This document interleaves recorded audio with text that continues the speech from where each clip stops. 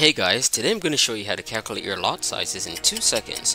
And why is it important to calculate your lots? Well, in order for your equity curve to go from this to this, you have to keep your risk consistent. Keeping your risk consistent will allow your account to grow.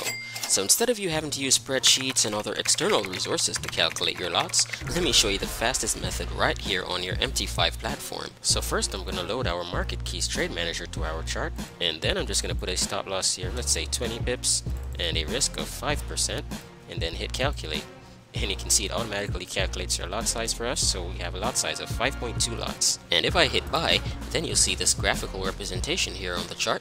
And you can also adjust the stop loss and the target, and also adjust the risk to reward ratio as well. And in addition to this execute tab here, we also have a manage tab to manage your trades, a stats tab to keep track of your progress, and a secure tab that will protect you from over trading. And so to get this amazing trade manager, you can click on the link in the description. Thanks for watching and happy trading.